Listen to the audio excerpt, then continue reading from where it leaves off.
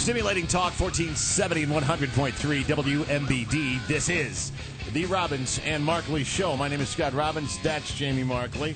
And we bring in special guest, Washington Mayor Gary Menier. Hey, Gary.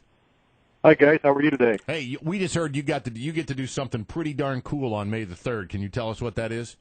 Absolutely. My good friends Paul Jacob at Brewers and Rocky Vanaken has arranged that I get to throw the first pitch out at Wrigley Field at a Cub Cardinal game on this Saturday.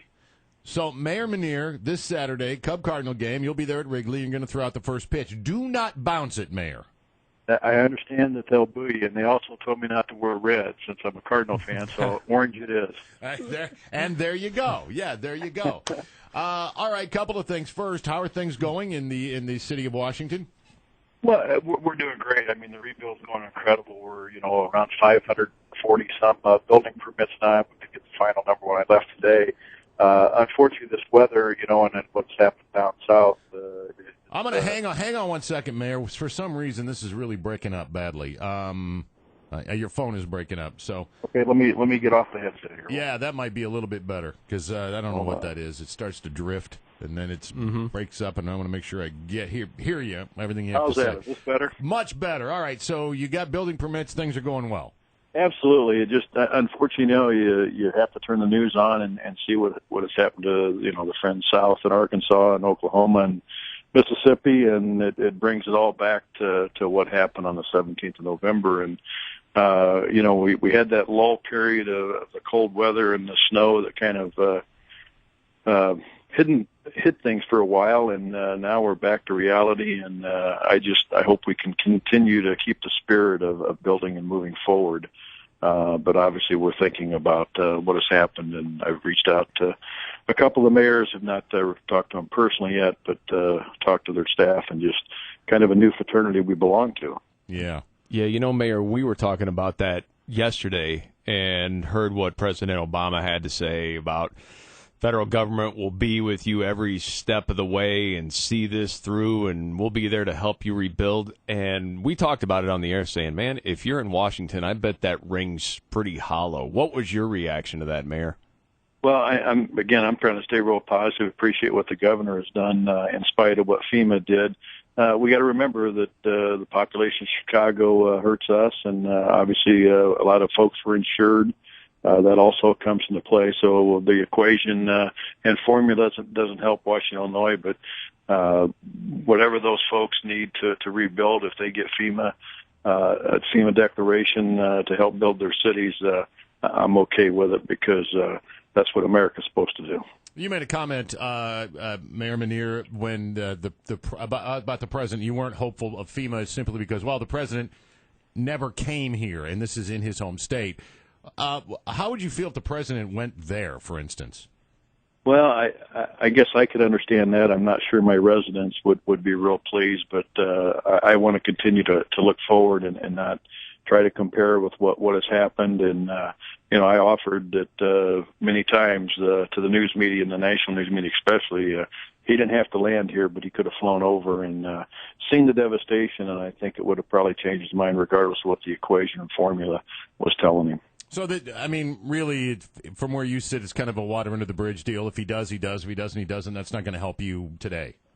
I'm not going to whine about it. I think my citizens and residents have proven that they're picking themselves up regardless of what happened in Washington, D.C., and we're going to all be better for this. Someday we may get asked why these things happen, but instead of asking why, we're going to say, how can we pick ourselves up and beat this thing? And that's what we're doing. Let me ask you this: with these, we're right smack dab in the middle of tornado season again, and we saw it all play out again yesterday. When you reach out to the mayors of these communities, what's like the first thing you tell them? This is something you probably haven't thought of, but here's something I'm going to tell you something you may not know. What would that be?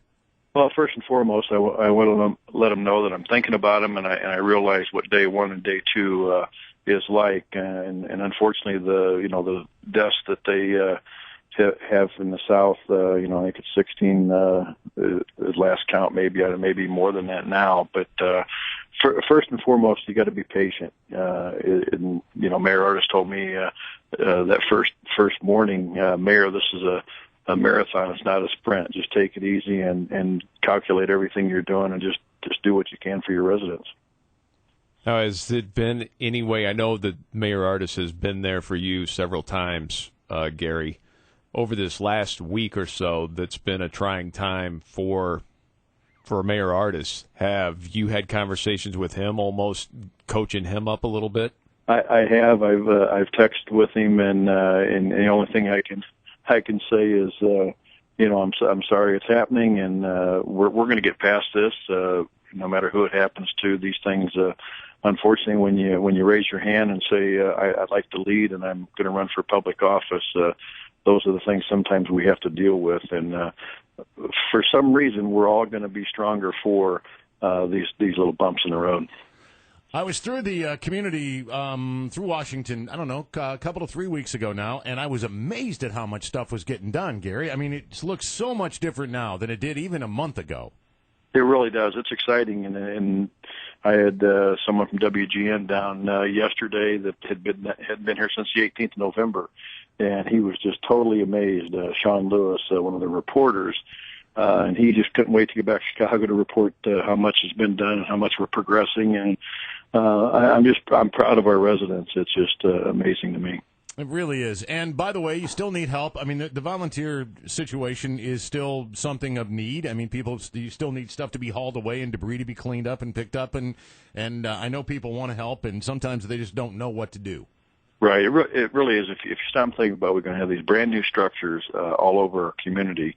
The unfortunate thing, there's still glass and porcelain and nails and metal in those yards, and it's going to take a monumental task to get this done. And we're trying to work with the long-term recovery folks and companies like Caterpillar to figure out what we can do to help speed up that process. We want to make sure that our children and grandchildren can go barefooted again in those yards. Talking with Washington Mayor Gary Menier. Gary, I got to ask you, and I know this will sound a bit like blowing smoke, and I really don't care. And that is when we ask you about the president and what he said about Arkansas or different situations and challenges with FEMA that you've had, and you make comments like, well, I'm not going to whine about it. We've been very blessed. And you have this ability to stay positive, it seems like, through almost anything. Is that something that you feel like you've always had throughout your life, or did that come at a certain point in time? Can you take me through that mindset and where it's come from? Sure.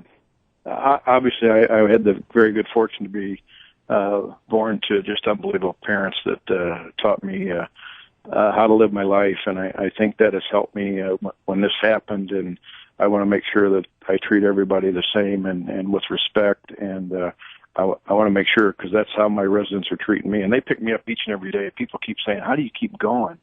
And there's 1,000 stories out there. I want to hear every one of them. And those folks can get, from losing everything, they can get up every day and have a smile on their face and look forward. Well, so can I, and I'm going to be their best cheerleader.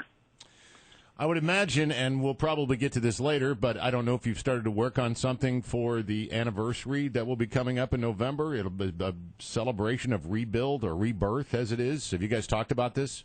Sure, we've got several things in mind. One, I keep saying I don't want to celebrate actually the 17th. We'll recognize the 17th as a day. We all know what happened in November, but the 18th should be the real celebration, because that was the day we started to recover, and that was our road to recovery that we started. So the 18th of November is really what I want to focus on, because that'll celebrate 1 year of recovery.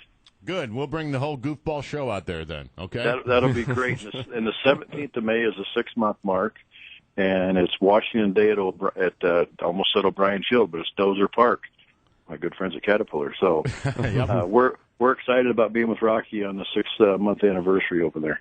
All right, good folks there. Mayor, all right, again, watch the Mayor. It's the first pitch. He's going to throw it out coming up Saturday. Cubs-Cardinals game at Wrigley Field. I promise not to make too much fun of you if you bounce that thing, though, okay? Well, I just can't say enough about WMBD and how they keep the story alive and keep our citizens informed. Thank you so much. Thank you, Mayor. We'll talk.